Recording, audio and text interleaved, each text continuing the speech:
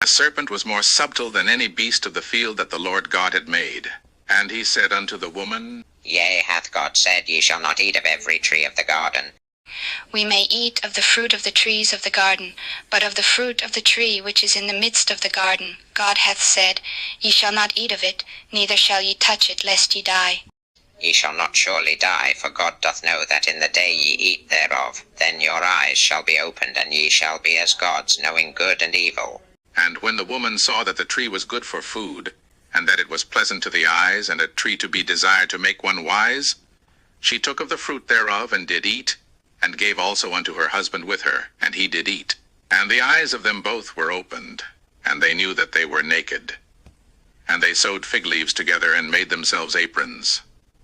And they heard the voice of the Lord God walking in the garden in the cool of the day.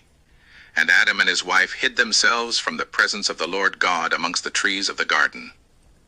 And the Lord God called unto Adam, and said unto him, Where art thou? And I heard thy voice in the garden, and I was afraid, because I was naked, and I hid myself.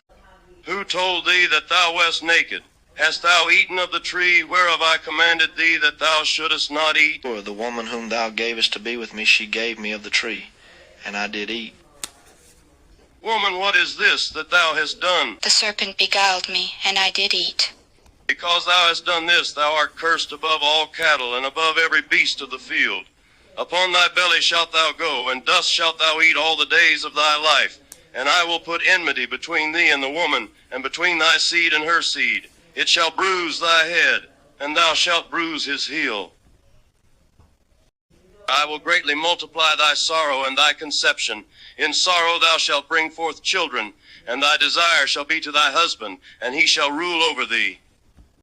Because thou hast hearkened unto the voice of thy wife, and hast eaten of the tree of which I commanded thee, saying, Thou shalt not eat of it.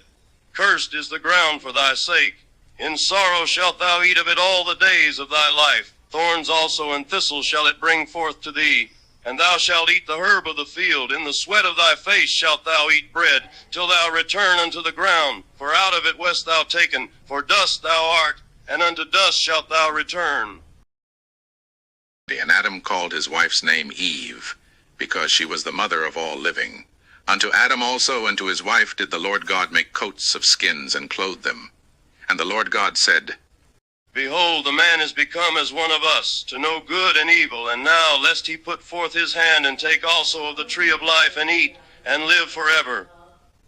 Therefore the Lord God sent him forth from the garden of Eden, to till the ground from whence he was taken. So he drove out